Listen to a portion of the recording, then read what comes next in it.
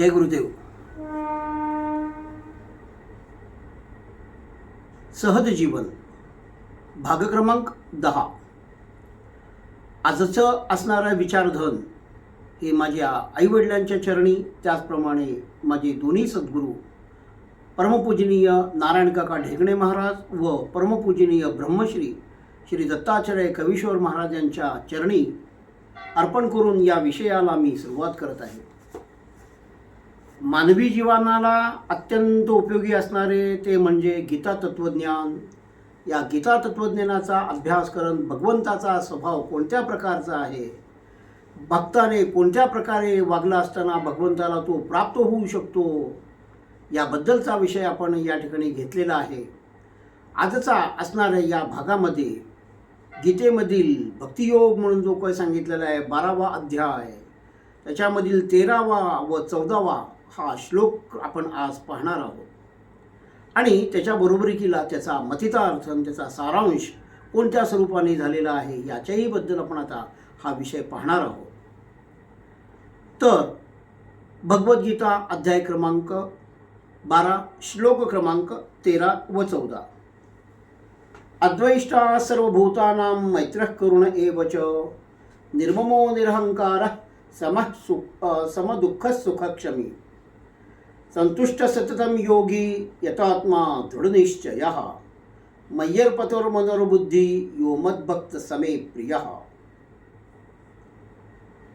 अशा प्रकारच्या या 12वा अध्यायातील 13 व 14 असणाऱ्या श्लोकाचा मथितार्थ जाणून घेण्याचा आपण प्रयत्न करणार आहोत वर्तमान कालामधील असणाऱ्या भाषेमध्ये. भगवंताने जी काही निर्माण केलेली त्याची पंचतत्व आहेत, या पंचतत्वांच्याकडे आपण बारीकपणे लक्ष दिलं असताना ही गुणधर्म ज्या भक्तांच्यामध्ये आहेत ती गुणधर्म भगवंताला प्रिय आहेत, अशा प्रकारचा ही गोष्ट लक्षात येत आहे. या विषयाचा अभ्यास केला असताना असे लक्षात येते आहे या प्रकारचे गुणधर्म स्वभाव हा केवळ संतजनामध्ये सापडतो, इतरत्र असणाऱ्या भक्तांच्यामध्ये नाही आहे. याचा अर्थ ते सामान्य लोक आहेत आणि जे भक्त अशा प्रकारचे आहेत ते जवळजवळ संतांच्या बरोबरीच्या पात्रतेचे झालेले आहेत. हाच विषय जो भगवंताचा आहे, म्हणजे भगवंत कसे आहेत ही गोष्ट आपल्याला या विषयाच्या अनुषंगाने लक्षात येत आहे. भगवंताचा स्वभाव, संतांचा स्वभाव हा कसा एकसारखा आहे आणि तो का बरं भगवंताला त्यामुळे प्रिय होणार नाही, त्याच पद्धतीचा प्रयत्न आपण आपल्या जीवनामध्ये केला असताना हळूहळू का होईना आपण भगवंताचे प्रिय होऊ, असा एक आत्मविश्वास मला हा या ठिकाणी वाटतो आहे. जसं की भगवंताने निर्माण केलेले आकाश तत्व, हे आकाश तत्व कधी असं म्हणतं का हो मी याला आकाश तत्वाच्या माझ्या छायेखाली घेणार नाही, याला घेईन, हा दुजाभाव त्या आकाश तत्वामध्ये नसतो. त्याचप्रमाणे दुसरे तत्व जे असणारे वायू आहे, वायू काय म्हणतं की मी स्मशानावरून वाहणार नाही, मी फक्त गुलाबांच्या झाडावरून वाहत जाईन, मी मंदिरावरून वाहत जाईन, अशा प्रकारचा जसा तो भेदभाव करत नाही वायू, त्याचप्रमाणे पाणीसुद्धा मी दुष्ट माणसाची तहान भागवणार नाही, हिंस्र पशूंची तहान भागवणार नाही, चांगल्या गायीची म्हणा किंवा चांगल्या संतांची मी तहान भागवेन, अशा प्रकारचा भेद त्याच्या मनामध्ये असतो. काय जे गुणधर्म पाण्यामध्ये आहेत ते अदृष्ट चांगल्या व्यक्तींच्या बाबतीत व नसलेल्या चांगल्याच्या बाबतीत जसे भेद नाही, त्याचप्रमाणे अग्नितत्व सगळ्यांना गिळंकृत टाकतं. त्याचा असणारा एकच स्वभाव आहे स्वाहा, जे मिळेल ते स्वाहा, म्हणून काही तो जसा भेद करत नाही. हा अग्नितत्वाचा असणारा हा एक भाग आहे, स्वभाव आहे. आणि सर्वात ज्याच्यावरती आपण राहतो आहोत ती पृथ्वी क्षमाशील अंतःकरणाची आहे. कितीही तिला तुम्ही त्रास द्या ती क्षमेना सहन करते आहे, आपल्या लोकांना माफ करते आहे. खड्डे खोना, कितीही वजन वाढवा किंवा काहीही करा, पृथ्वी सहन करते आणि ती आपल्या सगळ्या लोकांचा सांभाळ करते आहे. पृथ्वी असे म्हणत नाही की मी दुष्टांना माझ्या ठिकाणी स्थान देणार नाही आणि चांगल्या लोकांना मी स्थान देणार. अशा प्रकारचा हा भेद पंचतत्वामध्ये जसा दिसत नाही, त्याच प्रकारच्या या असणाऱ्या भक्तांच्या बाबतीत सांगत असताना जे संतांच्या बरोबरकीचे हे विषय लागू आहेत, या विषयांचा अभ्यास कसा आहे बघा.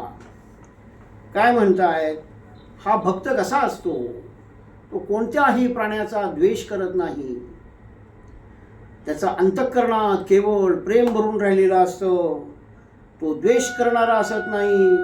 आणि ही माझी पत्नी, ही माझी मुलं, हे माझं माझं म्हणून आपण जे काही लोक म्हणतो आहोत त्यांच्यावरतीच आपण प्रेम करतो, इतर जनावरती आपण प्रेम करत नाही. तसा काही विषय या भक्तांच्या बाबतीत नसतो. ते सर्वत्र सम अवस्थेमध्ये प्रेम करत असतात. उदाहरणार्थ तुकाराम महाराजांचं उत्तम उदाहरण आहे. सर्वांच्या बाबतीत ते समभाव ठेवत असत, समप्रेम ठेवत असत. आणि त्याच्याबरोबरीला दया हा भाव त्यांचा स्वाभाविक आहे.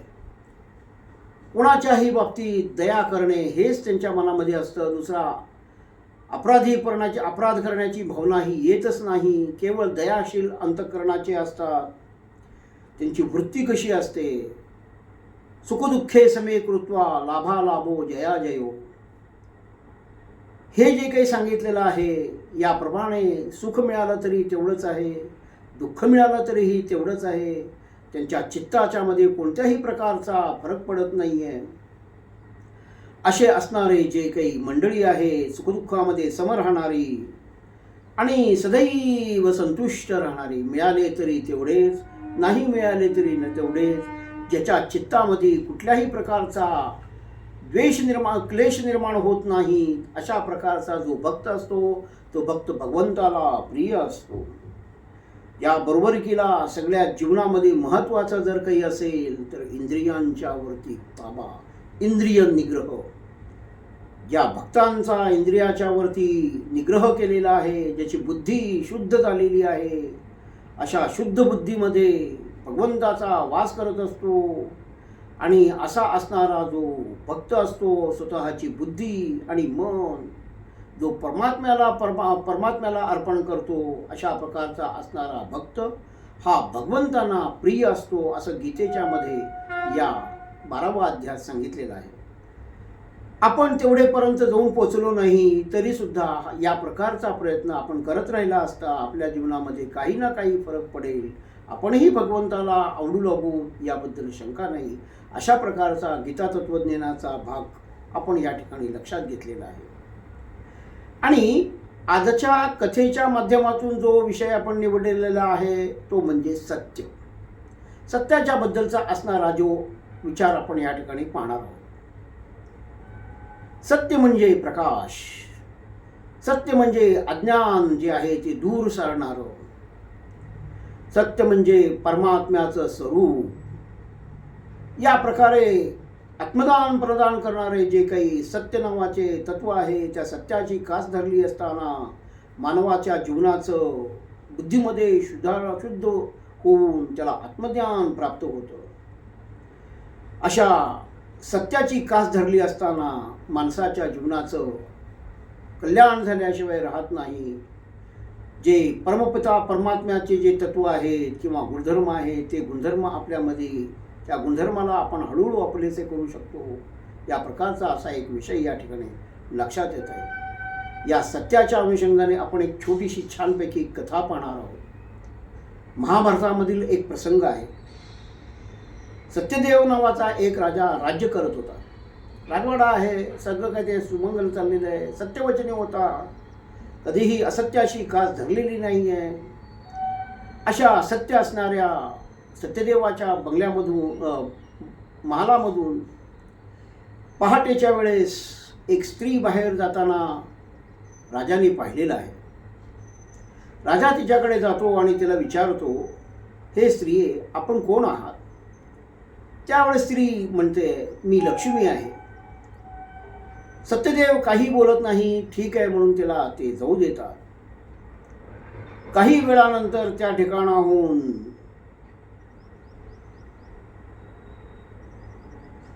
दान म्हणून नावाचा एक पुरुष बाहेर पडतो आहे. तो त्या पुरुषाला विचारतात सत्यदेव, आपण कोण आहात? तर तो म्हणतो, मी दान आहे. ज्या ठिकाणी